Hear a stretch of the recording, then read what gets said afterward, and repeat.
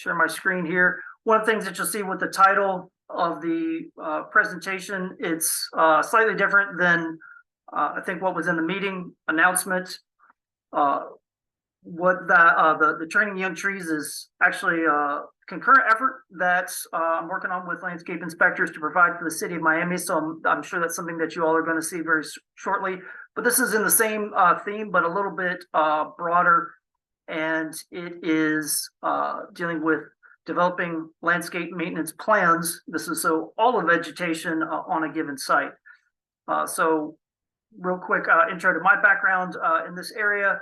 As a landscape consultant, I was asked on a number of projects to weigh in on what has gone wrong with vegetation in some disputes between owners, maintenance contractors, and even landscape architects.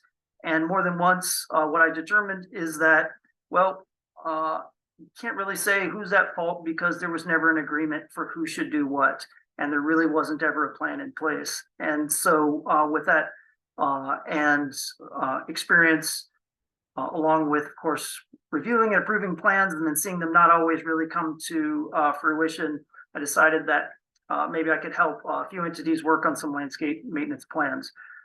So I'm going to introduce you all to some of these that I've been doing, kind of walk you through that process, what I think LIF's role is within all of this, and at the end, give you all some of the tools to create these on your own. I'll give you some examples that you can download that are ones that I've produced for clients, as well as templates that I use to prepare these so that you all can take this and go do these yourselves. Also, to help encourage participation, I have 5 of these wonderful outdoor laser pointers that I use all the time when walking around and working with people out in the field to see landscaping. And because I want to encourage participation, anybody who asks a question within the chat or answers one of the questions that I pose that's on there, I'll grab all those names from the board at the end, and I'll choose 5 of you all that will send out, if you're willing to give your address, the outdoor laser pointers. All right. With that said, we'll get in gear and start this going. So why do we need landscape maintenance planning? Well, as you all know, when a site is in development and in the design and permitting stages, there is a lot of focus on that initial design. Landscape architects prepare very detailed plans about what vegetation should go where, exact layouts, and of course details showing how everything's supposed to be planted, how everything kind of fits together, spacing, size, all these other specifications. They also, landscape architects and landscape designers will look at other references such as FPL, right tree, right place, some of these others, like you see the Water Management District's Guide to Florida Friendly Landscaping for aid on plant selection. Once you that initial design is finished, cities hop in and they use city code to review plans, make sure that all the criteria is being met for the size, for the number of trees, distribution, spacing, all of that good stuff. We move on to the installation. Then we have Florida grades and standards that applies to the plants that are being planted, their quality, how they're installed, and of course you have groups like FNGLA who are working with that. So we really have a lot of attention to the initial stages of a landscaping project. You want to get that design right, want to get the installation right, want to get the plant quality right. And so here's an example project actually in Miami Gardens that I worked with to make sure that all of those things happen. I was a municipal reviewer, and it's very small site. And it's just an ice vending area that really wasn't too attractive. And so the idea was to turn it into more of a site amenity. And so, of course, there were landscape plans prepared and reviewed back and forth and drawn up. Installed, installation was checked, and went through that whole process, and you can see the result. Unfortunately, those of you who have a lot of experience in this field, I'm also certain know what happens shortly after landscape installations on many sites. And so let me show you this same exact site less than 3 years later. I think what we're looking at there is unfortunately very typical. And so we put all this effort into design, maybe into permitting and an installation, and then really all the eyes go off of it when it's left to maintenance. And it's really just left to a property manager, in this case, a shopping center owner, who decided, spending money on maintaining the landscape was more than they wanted to do. And there's not a lot of provisions in place to guide that. So even when a landscape contractor is hired, there's not much direction for them what to do. So today's goal is to have a few less of these and a few more successful sites. So the role of LIF and all of this. So it's not by mistake that LIF is the organization that is hosting this presentation today. We have other groups that are in this a broader field that are involved with various stages of design, and I think they do a great job. ASLA, working with landscape architects on design, ISA, working on individual tree care, FNGLA and FDACS on propagation and installation, and of course there's many others tackling everything from herbicides and fertilizer to irrigation. But no group has really taken the reins on developing an actual plan for landscape maintenance long term. And I believe that LIF is uniquely qualified to promote landscape planning through our broad membership base and our broad focus areas across all aspects of the landscape. I believe that a number of you that are currently on this presentation Zoom meeting today have these very backgrounds from landscape architects, landscape inspectors, and arborists, both private consultants and municipal staff. And so we have this broad background that we can bring to help make sure these sites actually work better in the long run. And most importantly, developing good landscape maintenance plans is something that will support all of these other roles. I know landscape architects are often ones and should be ones cheering on this type of effort, because it must be very frustrating to work on a great design, and I see the renderings that come out of these, and then to see that that vision is never actually realized because the site just quickly deteriorates. Also, if you're a municipal reviewer, you really want this to turn out well, and then just to see sites degrade over time. I know when I drive by that ice vending area, that's definitely not a source of pride for me that that's a project that I was involved with. And so I think all working together, we can help make sure that all this time that we spend up front is much more time well spent. So let's get a little bit more to the heart of it. What's a landscape maintenance plan used for? Once we produce it, and you'll see some examples coming soon, but it's a guidance tool mainly between property managers and landscape contractors. So once we have all of these professionals working on it up front, we tend to hand it off to a property owner or manager who usually doesn't have a landscape background. So they don't know what they need for a given property, and they're going to take a guess. Maybe they're going to go with a low bid landscaper, or they're just going to contract out for what they need. A landscape contractor, they're going to do what they're hired to do. And if not given any direction, it's difficult for them to take the initiative and know, hey, I should be doing something different here. So when we properly prepare a landscape maintenance plan, we give a very clear, easy to read and user-friendly document that a property manager can use to communicate with the landscape contractor and say, here's exactly what I want. A landscape contractor, in my experience, is usually very happy to get this. Like, finally, I have clear direction. I'm not going to do a project and then have somebody come back later and say, really, I thought you all were also going to do this, or wasn't this included in your scope? Another key aspect of landscape maintenance plans is that they are site-specific. That's one of the things that makes them different from general standards. We're not talking about developing something that says all trees should be maintained like this, all shrubs should be maintained like this, or these actions should happen.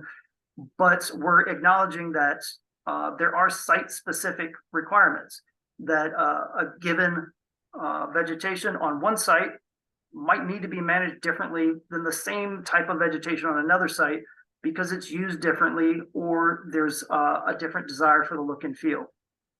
So, and the goals overall is to realize that vision of a landscape design. So we actually do get a few properties that look like those initial renderings, and we reduce conflicts within our landscape and ultimately the costs, which are typically associated with having to remove and replace vegetation once it's gone beyond a usable state.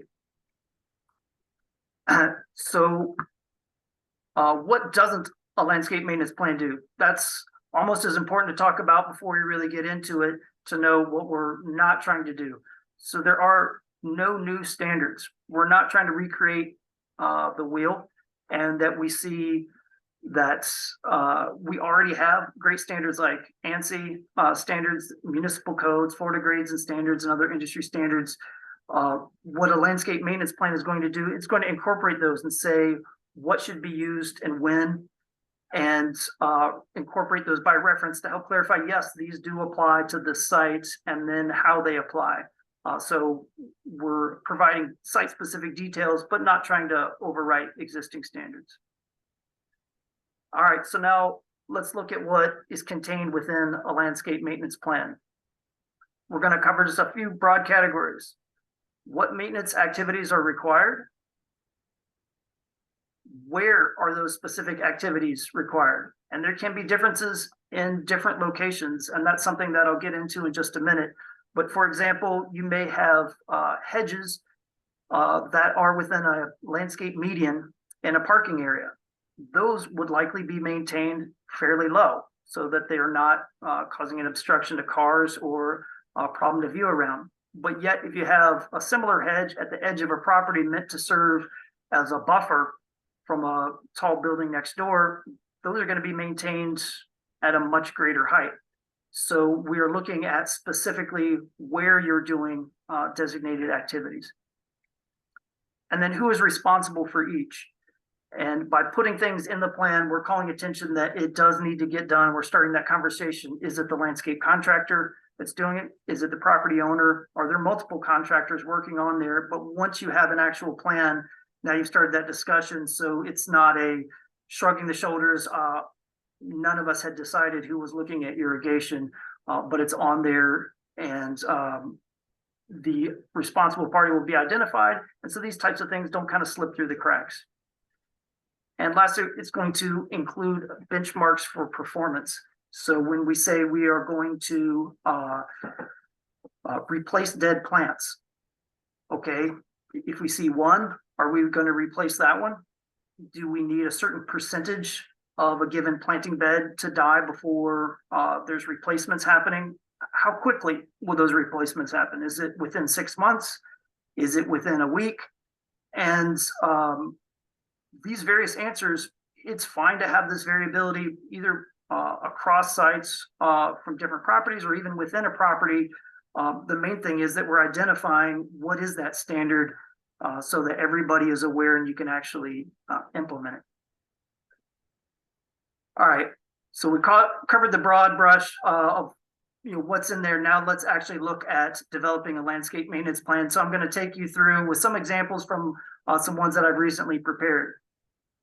So the first step is to utilize a base map to identify existing and potentially proposed landscaping. So this could be a landscape plan prepared for the property. If you don't have the landscape plan, or it was too old that it doesn't really match anymore, you could use a property survey or even just an aerial photo. And so here you see a survey with an aerial photo at the bottom of the same area. And this is from a residential neighborhood in northern Key Largo in the Ocean Reef community. And this is one where I worked in, and so you can see I drew in on the survey where we have trees and palms located, and there's additional information that's coming that will be on the shrubs, the understory, and accompanying vegetation. So the next step, we have our base map. We're going to conduct our field assessment. And so a couple of just key steps here. We're going to be recording all of the landscaping, not just trees. And that's pretty important to mention because that doesn't often happen. There's a lot of entities that ask for tree surveys, and those are provided, but very seldomly do we actually get some type of inventory saying everything. We have sod here, we have shrubs, we have ground cover, and then describing its condition. When we are describing what's out there, we're recording the species, the quantities that we have, conditions, and sizes. And sizes can often be approximate because, again, we're talking about managing, not necessarily permitting. But it is good for us to know, do we have, matching sizes here? Do we have things that are off size? Do we have young species that might still need to be trained until maturity? And then we're going to identify remedial needs. So all of what we're talking about with developing a landscape maintenance plan, it's for long-term maintenance. And it's routine things that should be able to be performed at whatever basis, quarterly, annually, what have you. But there's certain things that you can't just maintain and get them into shape. If you have a hedgerow with several areas that are just missing, no amount of maintenance of the rest of the hedgerow is going to fill in those gaps. And so you're going to identify, here's a remedial need. So before we can actually get this into a routine maintenance, we've got to plant to infill. We might have high-risk trees that we say, well, we can't just maintain that tree in a good shape. It's not recovering. So that one needs to be removed, replaced, and then we can start long-term maintenance. And then use video wherever possible. I say this because from experience in doing this, this is a lot of information to get out in the field. And it will take you a very long time to get all this. And it's also difficult to know once you get back to your office what you missed. If you just don't have a record of something, is it that there was nothing there or you just forgot to write it down?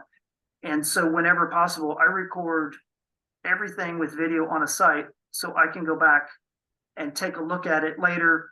And that's actually where I do most of my quantities and everything like that. And I'll actually show you a video clip now from a site. It's actually a resort in Isla Mirada, where I was working recently on a landscape maintenance plan. And one of the things about this video, the kind that I like to use, this is a 360 video, because again, as we're recording trees, shrubs, ground cover, everything, if you come back from the office and you have this, you'll notice, oh, wait a minute, I was focused on the building right in front of me, but there is landscaping to the right, and it's the entrance road. And I don't know that I wrote down everything there. If you record with 360 video, you just pan around. Oh, great, that's what it was. And if you're recording the trees, you got it. You want to look down at the landscape and see, oh, look, I've got gaps here in this planting bed. You can easily do that.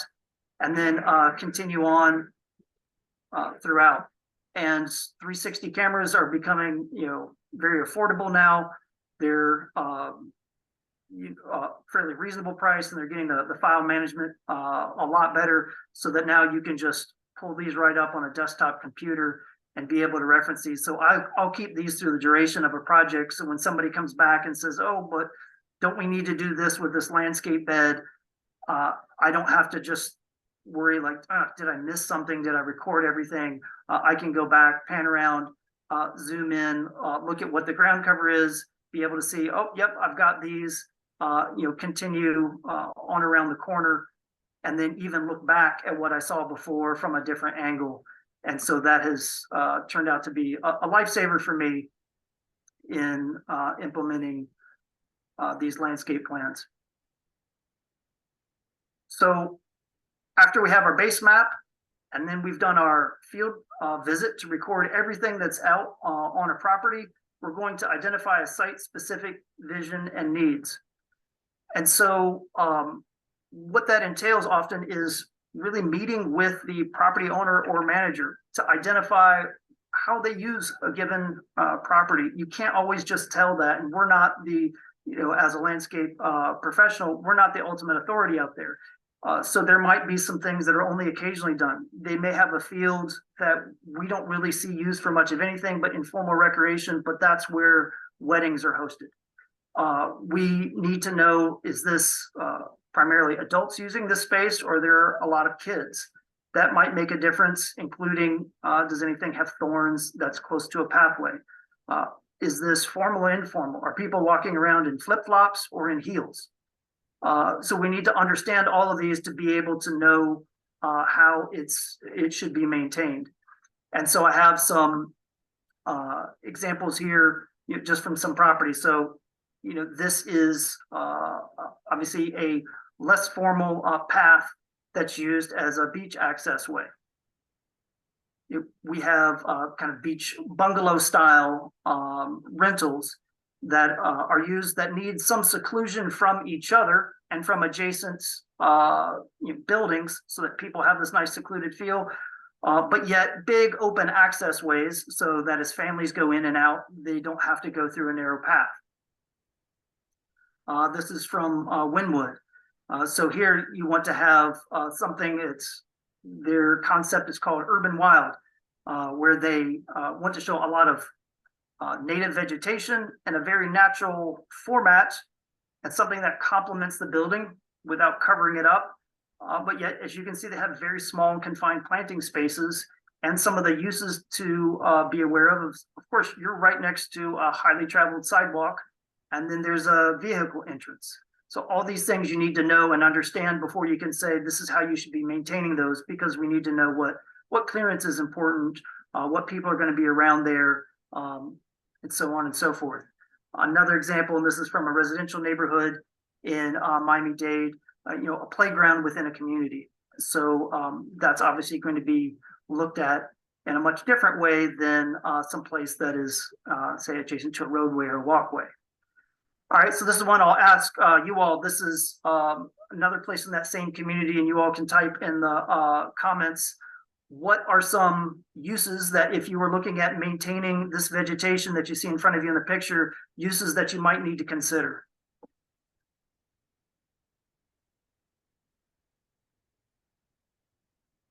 All right, looking for somebody, Andrew, something, there we go. Circling routes as a trip hazard, right?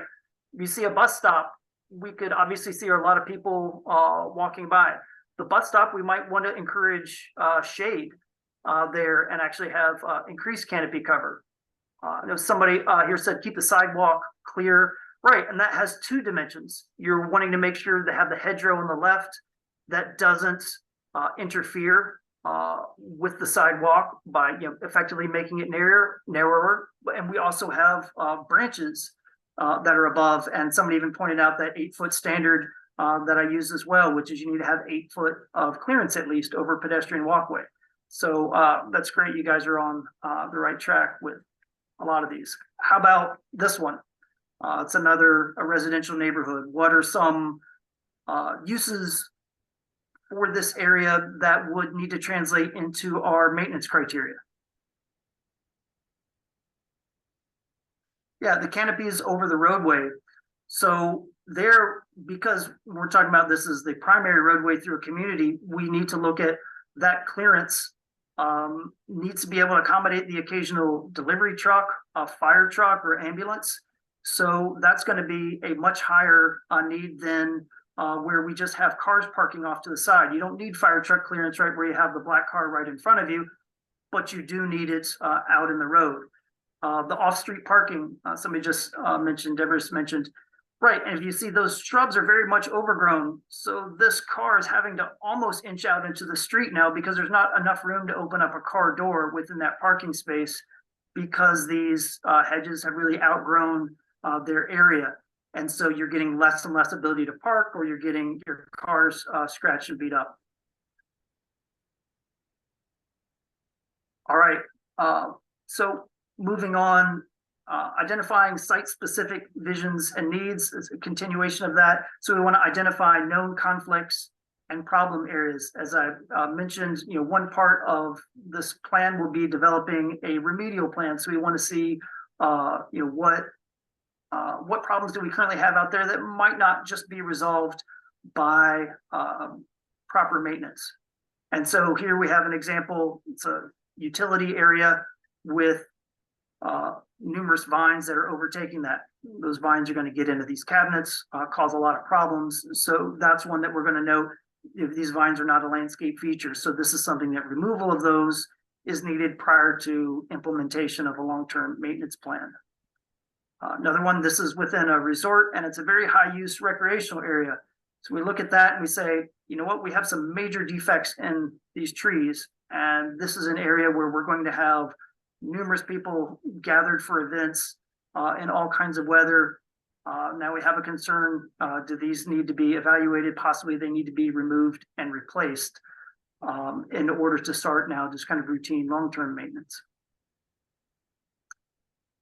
Okay, now we get into a little more nuanced aspect, but it's actually an important one for most properties, identifying view sheds. So this has two aspects, both when we want to be able to see through to a certain resource and when we want to screen from another viewer or another property. So here we have an example. This is Baker's Cay in Key Largo. And we have a second floor ballroom with a big outdoor deck that's rented out.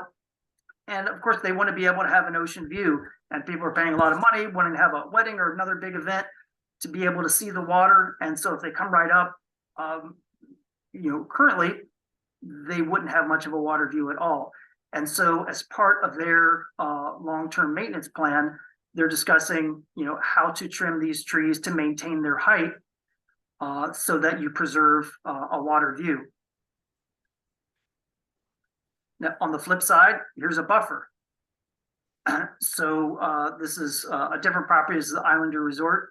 And we see a number of these green buttonwood shrubs that were planted as a buffer from the parking area. But of course, we see big gaps in between them, and they're too low.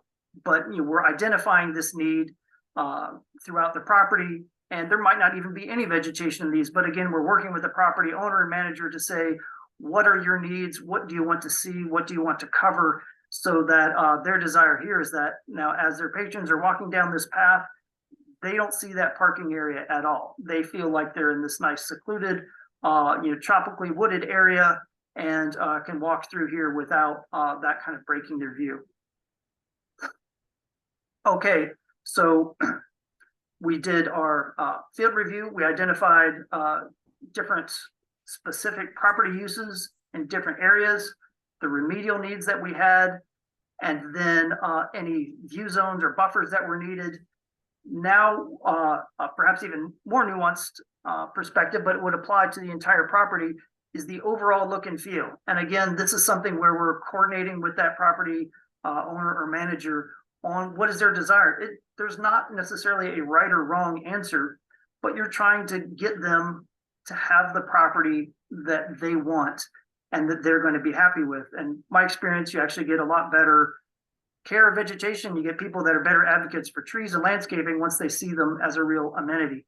And so I'll show you a few examples. This is Playa Largo. It's a resort that is highly manicured. And so you see this. There's actually an early rendering, but it pretty much looks like that today, where you have an incredibly tightly manicured lawn. So their specs here are going to make sure they have no gaps in their grass. They don't want to have that tolerated. They are going to have these trees small and tightly pruned. Again, this is big open event space. You can see how tight they have manicured the areas right around the footpaths. People are walking in heels and fancy dresses around here. Don't want overlapping vegetation, and they preserve these big open views. Well, now let's look at another concept. It's actually another resort. Work a lot with those, so you see a lot of photos from those. This is one that's called the bungalows. And this is just off of US 1, but of course they have a very different approach. They want you to feel that as soon as you enter, you're in another world. They don't want to have big open vistas and very tight areas.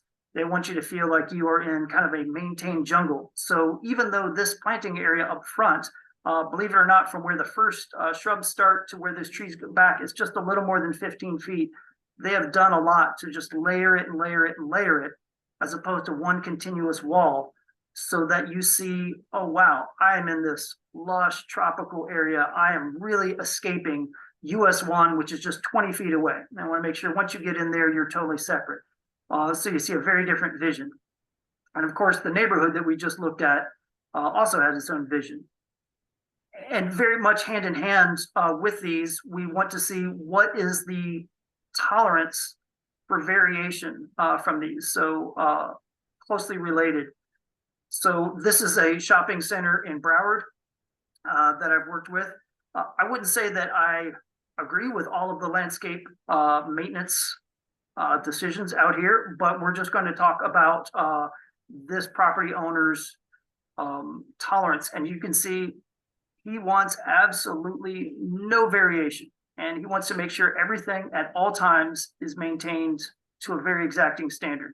So this may not be flush with vegetation, but you see there is no grass overlapping any walkway or curb. There is no mulch spilling over on anything. His shrubs are pruned to an exact standard. There's no handful of sprouts sticking up from them.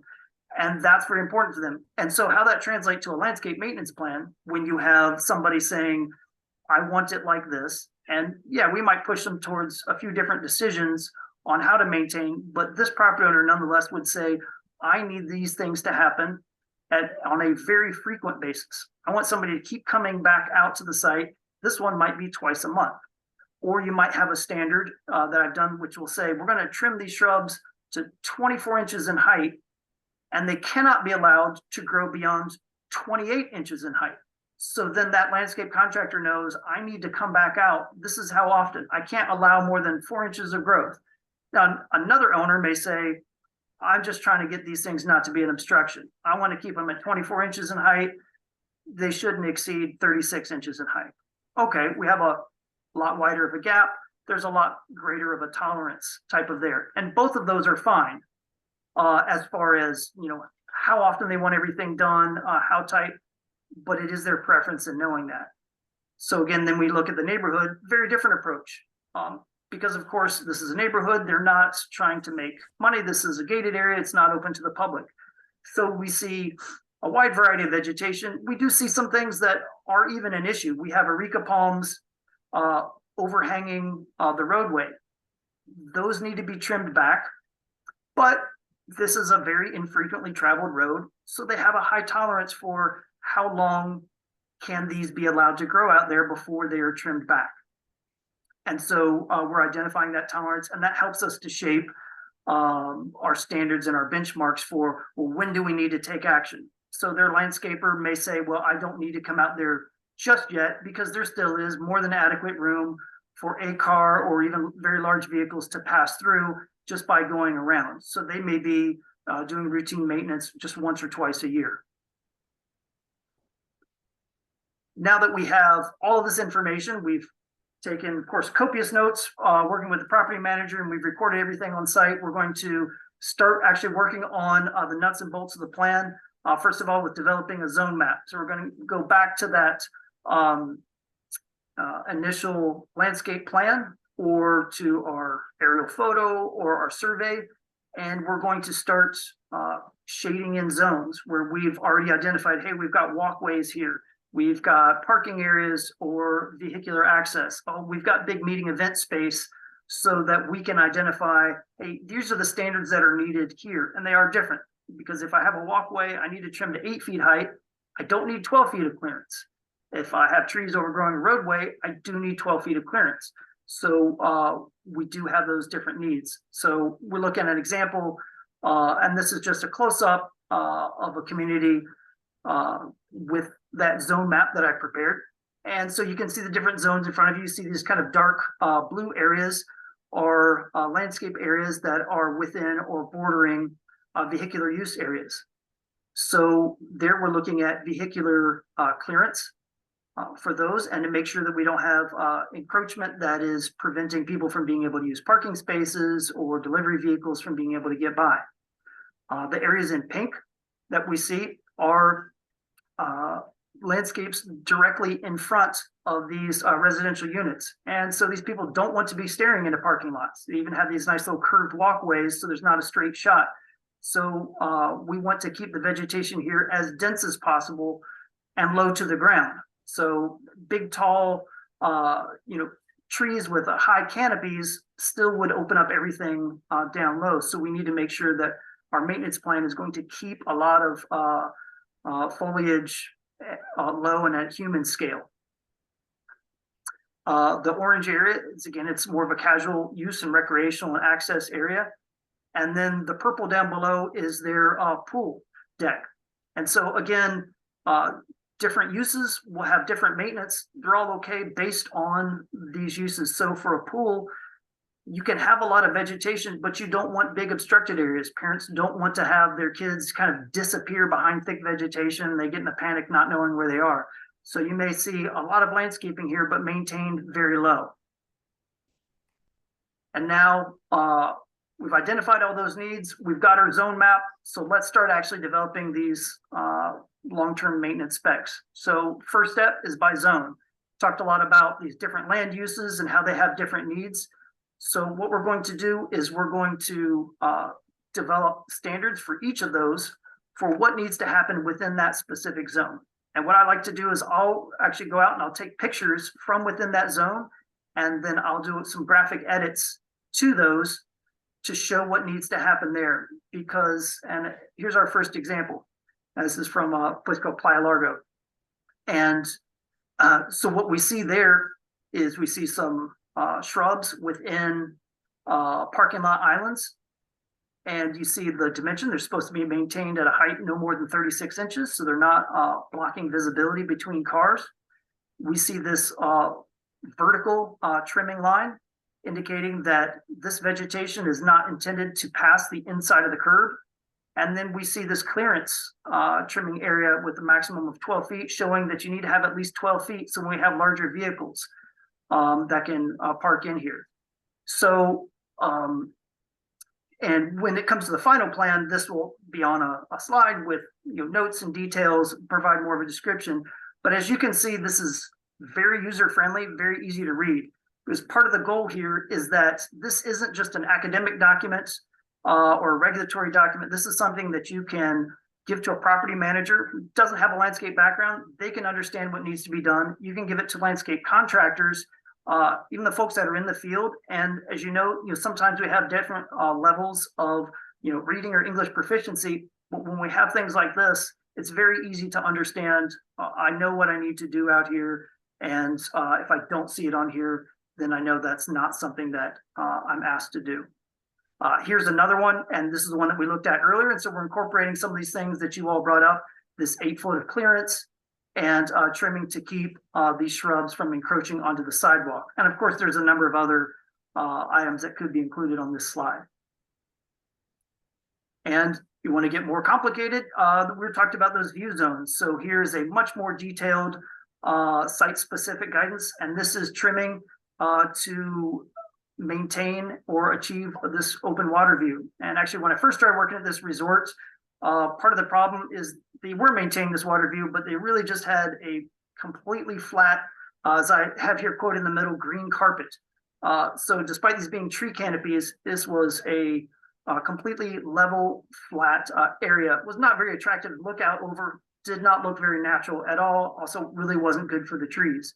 So we've changed that, and now you can see in the upper left, as some of this maintenance has started, more undulating, natural canopy shapes, and we've allowed some of these trees to now break through, and we're continuing to allow them to break through and branch out, but stay without super thick foliage, so that people, the patrons here, can look out, still have this great water view, but have it look much more natural and have a healthier landscape to boot. And down below we have partial water views, same type of thing, and in the lower right, a hammock view. Because there's a trade-off there. We're saying, hey, we're not going to be able to see the water, but let's not just look at a bunch of tree trunks. We want to look at nice, thick, lush vegetation. So these are different management techniques right next to each other, actually even vertically stacked. And so you can get as detailed as you want on any given property. So after we've covered all of these by area, we're going to look at species specific, because there are a few standards that might apply to a specific species regardless of its location on the site. A good example are coconut palms. So it doesn't matter if it's over roadway, in a landscape area next to a path, we need to look at fruit removal. And depending on the intensity of use of the property in general, somebody may decide anywhere from annually to not need to remove them quarterly. As an example of a species-specific specification I provided, here's one for Areca palms. And throughout this property, the goal of using Areca palms was to provide this nice, dense buffer in front of buildings. Well, if left to their own devices over years, these palms don't need much maintenance. They will just thin themselves out until they're eventually just 2 or 3 stems that are all 25 to 30 feet tall. Of course, that doesn't provide much of a visual buffer at all. So what you have to do is routinely go in and remove several of the largest stems once they get above a certain size. And that allows this plant to continue regenerating and producing new shoots at low levels so that this plant remains a viable buffer for many years. So we said by zone, and then we said by species, and then we have certain activities. So it's not the plant, but it is the activity that you're doing, and we want to develop maintenance specs for those. So now is when we're bringing back in a lot of these ANSI standards and other standards. So we may say site-wide fertilizer or for certain landscape beds. And yes, there are already ANSI standards for those, but as we know that if you don't call them out, it's kind of ad hoc to what is done or what isn't. And then, so we can call it, look, we have developed this spec, and here's what we're going to do across the site or within these areas. Here's one for shrub pruning, and it kind of harkens back to some of these shrub pictures that we've seen already. This one I developed, and we use a lot within the city of Miami Gardens, but I also use it on private sector sites where we don't want, as you see on the right, that super boxy look. Because when we do that, it concentrates all the leaves to the outer edge. These plants get really leggy. It stops being a nice buffer down below. They start looking pretty unsightly, and they have a pretty short lifespan.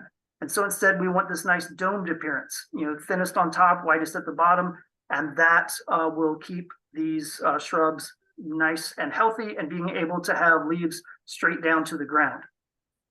And so this would be another site-wide approach. It says, hey, wherever you're trimming shrubs, this is how we're going to trim them. If it's part of a buffer hedgerow, if it's part of a landscape focal point, if it is part of a of an area right next to a roadway where it doesn't matter the height, we're going to print them all in that per that specification. And then lastly, we're going to have inspections and revisions. A landscape maintenance plan is a living document. So, we are not all knowing. We can't predict everything that's going to happen in the future. And we're going to take our best effort to identify what the site needs, but that might change. We might say that, over time, the property needs, it's being used in a different way. Or, despite our best efforts, certain plants just seem to be too high maintenance and we want to change them out for others. Or we're redeveloping a certain part of the property. So we need to have a process where we can go back and inspect the current condition of the property periodically and see, is everything that we're doing correct, or do we need to change? Were we overdoing something? Are we underdoing another thing? And so we want to have that process already worked out, because otherwise it defaults to wait till there's a massive problem. And so here is a specification that I provided that, again, and you guys will have a copy of this one, and it covers all of those types of things. And as a potential add-on, a remedial action plan for these sites where we said, hey, look, you've got too many problems in these areas. We can't just maintain them into good condition. You're going to need to address these. And so on a lot of projects, when we first start, we'll have a remedial action plan to get everything back on track. So I know I flew through a lot of, and yes, you can borrow the term living document. A lot of these examples, and don't worry, you're going to be able to download these and look at them at your leisure. But I'll go through a couple of these with you just so you can see what they look like. kind of all put together. So the one you see in front of you is from a resort in Key Largo called Playa Largo. And this is a landscape maintenance plan prepared there. You can see all the different landscape features. These are those zones I was talking about and the landscape activities. You see where I describe, these are the call outs that I'm going to use on these various slides. Now you can see the finished product that I showed you earlier, how to maintain these areas in parking. Different parts of a parking area. We have another example. This is signature landscaping. This is where the landscape itself is the feature. So we want to make sure we're keeping these layers really distinct. We're not allowing these trees in the back to kind of grow together to become a hedge. We want to make sure that we're shaping them so they're each their own feature and have a lot of specific details just for that. Again, this is a highly manicured area. We see what happens on a lot of properties. We have the original design calls for this very cool, stair-step layered approach, but over time, without specific direction, this will just turn into one solid block of all the same height. So now we're helping to specify, well, these clusias are going to be maintained at 36 inches, and then the ginger behind it at 42. So we keep this variance of height. So we do have that stair-step. We're identifying the distance that we need all of the leaves to be brought back from the pathway and from lighting, and the clearance we need from trees. So this one is again, it's a super detailed. Here we have recreational areas, walking paths, an outdoor secluded spa that you want a lot of buffering to it. So you see this property has a lot of different uses, and all of these with some very exacting standards. Pool areas, again, you're trying to keep everything nice and low, all the branches really high. People are in swimsuits, they don't want rub up against a lot of plants that are in the area. But now let's take a look at a very different type of landscape maintenance plan. So this is for a residential community, and I've showed you some examples from this one before. It's the St. Hugh Oaks in Miami-Dade. And so now you see here, primarily what they're concerned about is just maintaining adequate clearance from the road. We're not trying to sculpt a lot, not trying to do a lot of very detailed work. We just need adequate clearance for vehicles, including for parking areas. We're maintaining the functionality of branches away from rooftops and keeping gates clear. One of the things that this also does for this community is it helps to demonstrate to their homeowners, this is the extent of what you should be doing and not more. So we don't have homeowners taking off half of a tree. As you'll see on here, one of the call outs is do not cut the primary stem. So they don't have homeowners saying, well, I needed clearance, this branch was over my house, so I just decided I just need to take this whole thing back. Well, they don't want that to happen, so we've developed that specification here. Clearance over the playground, and if I zip to the end, then here is their zone map. And again, very simple zones on this one as opposed to the Playa Largo one, which has just numerous zones and a lot of detail in it. But here we have internal roadways and medians, parking areas, playground, and the external right-of-way. Those are their four main zones that they wanted. Let me go back to the presentation here. And so now, where do we go from here? Well, I think as landscape inspectors, we have some real opportunities to advance this type of practice, because I think it's really needed. And we all want that the projects that we work on to end up looking good long-term, and for all of our work up front to be worth it. So I think those of us who are on the private sector side can promote landscape maintenance plans as a service. And it doesn't have to be just one type of person or professional. So if you're a landscape architect, you might be especially motivated to say, well, I want my design to actually look like I'm predicting it will, and I want to stay like that. So that might be something that you're going to want to offer your client is, look, I'll do your landscape plan, but then also do a maintenance plan to make sure it keeps this look and feel over time. It might be a consultant like me, and this is a great service to provide. You might be an installer saying, hey, look, we'll put these plants in the ground, and we can do your maintenance, but let's work out an actual maintenance plan. And most of the landscape contractors really like this because they have some predictability, And it reduces conflict with property owners and manager about what is actually required. Now, from the municipal side, I would love to see more landscape maintenance required in city codes. I think it's I'm happy with all the work that we've done to try to preserve trees, require landscaping, but we really fall off. And if you look at most municipal codes, there's at most some very generic text about, well, vacant lots have to be maintained with their landscaping in a neat and orderly fashion, or free from hazards. And that's about as far as most maintenance provisions go. Or occasionally will just be that, a general statement about maintaining healthy vegetation. But as we all have seen, vegetation does tend to deteriorate pretty quickly. And so I'm happy to say, working with Miami Gardens, we have included landscape maintenance requirements into the city code so that the reviewer can, on larger projects or projects that have some known landscape compliance problems, require that property to then prepare a landscape maintenance plan, even identify what contractor they will be using, and they actually have to file that plan with the city. And then it becomes enforceable, the same as any other approved plan that they have, so that we can go out and make sure that they're maintaining. And so they can't say later, oh, well, we had to cut this tree to be away from a security light. Well, that wasn't in your landscape maintenance plan. So now you're going to have to do some remedial landscaping to make up for it. And I think as an organization, then hopefully we can create a standard for landscape maintenance plans. Again, as I mentioned, we already have things like ANSI standards, Florida grades and standards. So what a standard for landscape maintenance plans is, it's not the maintenance itself, but what should be included in the plan. So, there we could establish a standard that says, hey, this is the LIF standard. Any landscape maintenance plan for a property should have, a map showing, zones of where landscape maintenance, various activities are required. It should identify the general intervals or benchmarks for when these activities should occur, how a plan will be revised. It should address responsible parties for things like, irrigation, fertilization. And even if it just says to be determined by the property owner, that's fine.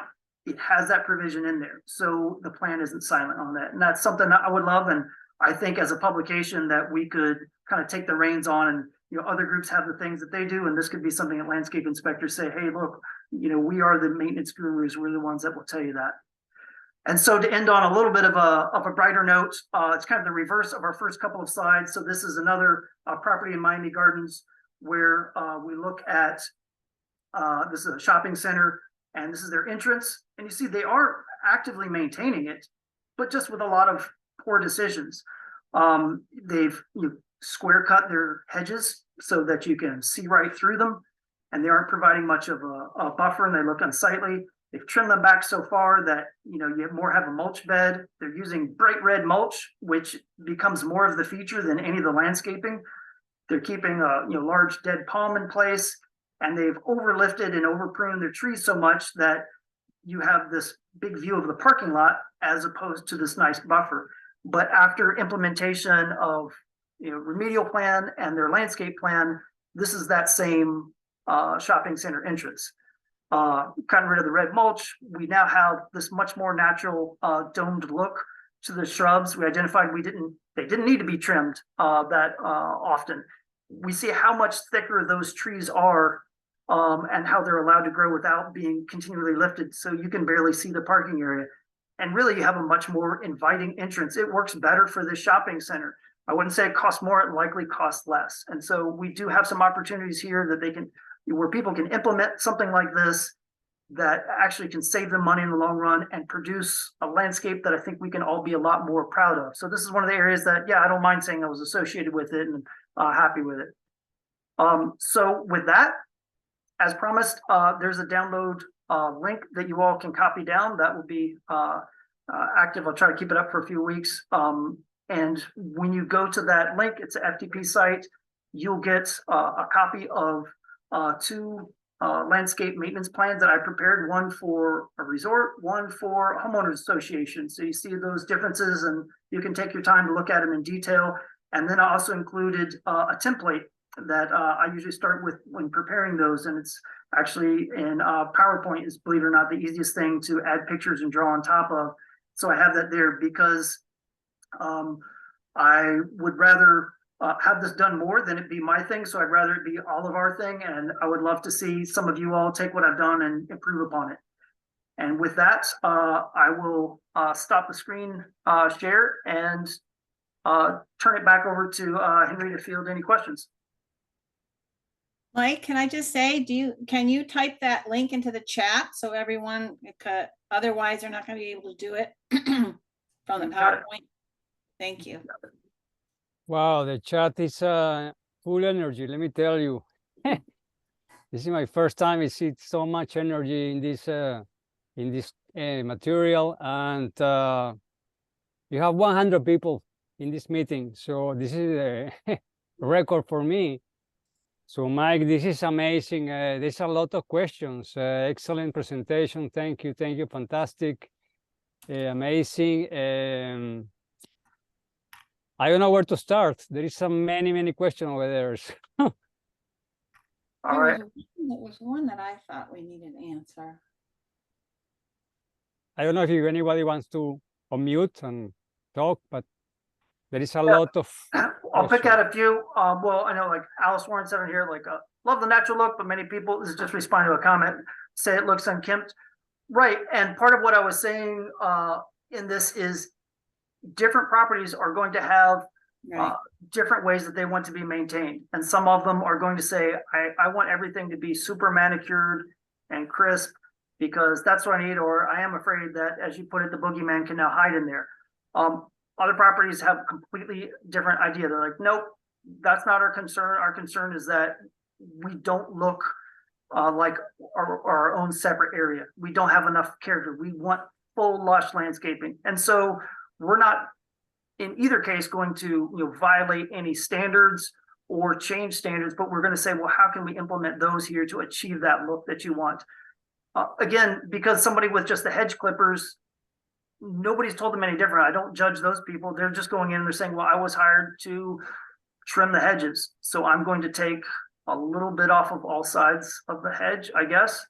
But what height are they going for? No height, just everything should be trimmed a bit. Well, maybe these are hedges that you're supposed to allow to grow taller. So maybe you're not trimming those now. Maybe these need to be way shorter than you have. And so, that's the goal here. There's a question from Gloria, and she wants to know, is there a way to obtain an affidavit from a development contractor? They will supply landscape plans to the HOA taking over. I would love for more of that transition. That's a big issue and one that I've worked on, and I'm actually working on now, even as part of a dispute, because there isn't that transition and you get this design. And it's not because something wasn't done that was supposed to be, but again, as I said, there's a gap. The landscape architect creates a design, installer installs it, and then the homeowners association is just told, all right, good luck. Okay, what do we do? I don't know, and everybody else did their job and the full part of what they were supposed to do, but there just isn't a component for an HOA to implement. And so they're just left coming up with like, all right, so what do you think? Annual tree trimming? Do we have that in the budget? Should we do that? Yeah. I don't know. This looks good. This bid looks good. You don't really have anything. So that is something that I would love, especially for municipalities to require in situations like that, where you're saying you're handing it off to an HOA. How are they supposed to know how to maintain these? It's just going to be just guessing at this and low bid, and that's not a great approach. And so I would love if that's a requirement that says, hey, and we've done that in a few cases on projects that I've been on the municipal side for, saying you need to create a maintenance plan and then give that to the HOA, and then sometimes to individual property owners so they know, because as we've seen in some aerial inspections, like, oh, look, shortly after people move in, everything is getting removed from their backyard and things are getting changed and they're in violation, but they didn't know that. And so, it is a great transition. Yeah, I would love it, but I'll plug that for all of you municipal arborists out there, regulatory staff, to look for ways to include. And if anybody, messages me or through the LF board, I'll point you to this provision in Miami Garden City Code, which you can get from, online, and you'll see the provision in there about requiring a landscape maintenance plan. Okay, there was one other question. Do your landscape maintenance plans include specifications for fertilization to comply with local fertilizer ordinances, the restricted periods where applicable, and BMPs for local watershed integrity? Definitely, that's one part that they can and should include. And I won't say everything that I've done has included every potential, aspect. And part of this, why I'm saying I'm distributing what I have, and then hopefully there's others that won't just do what I've done, but say, hey, I think mine's actually a little bit better. Great. I'm not going to stand up here and go, I think I've already reached the pinnacle and, whatever. I think I've hopefully started something that's good. And then I would enjoy it if others are like, hey, look, I think I found a way that I can improve upon that. And that is exactly one way to make sure that, hey, there might be a municipal ordinance, and it's very difficult for a landscape contractor to say, I've kept track of every single municipal ordinance and all of their rules regarding irrigation, fertilization, other things. That's not going to happen. And definitely a property manager isn't going to know that. But you can, for the one time when you're preparing this plan, do that research and then say, this is what you're going to do. And then even be able to call it out on the plan. This is in accordance with the local landscape, ordinance or with the local code. And that helps to clarify so that people are like, should we change that? Oh, no, look, it says irrigation can only be done like this because, and then, again, it's not a new standard. It's incorporating that municipal requirement. Cannot exceed this. Oh, okay, good. It's that source. That property manager doesn't have to look it up or become an expert. So that's a great point. Okay, one more quick question. Is it more difficult to write specifications for more naturalistic looking landscapes? No, not at all. I actually think they're around equal. Sometimes it's easier. When somebody wants something that is super highly maintained, you have to provide more standards for that detail and how often that you're going to do it.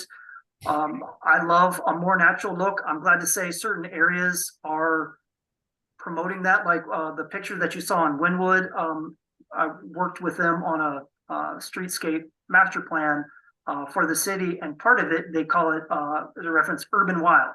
So we know that these are just little planting areas, but the goal is that they not be maintained as nice box-shaped hedges or trees which have been overlifted, just surrounded in mulch beds. But it does look like, hey, look, there's a little natural area landscaping. It's allowed to be a little bit loose, but it's fairly well contained. So nobody would look at that one that was in front of the building I showed from Wynwood and think, oh my gosh, what a weed bed. We need to get rid of that. Like, no, it looked really attractive, but you can see it's not overly manicured, and that does save money, save resources, everything by maintaining it like that. Awesome. All right, guys. Thank you very much, Mike. This is the That's great. topic that really create a lot of how you say, interest, to say the least. So thank you again. So announcement. I mean, landscape inspector is going to have a conference November 19. This is going to be happening in Broward County, but November 19, I put the link in the chat. So Google it, landscape inspector. Also, the CEUs will be mailed to or send it to everybody. We have CEUs for ISA 1, landscape inspector 1, FNGLA 1, and hopefully landscape architects is going to approve some CEUs for this training. Other than that, I don't have any more to report. Thank you very much to everybody. It's a record of people, 100 people will be here. And hopefully we can have it part number 2 with you, Mike, in a couple of months, maybe. Sounds good. Right. Thank you, Mike. Great. Thanks, everybody. Have a great day. Bye. Thank you. Bye-bye.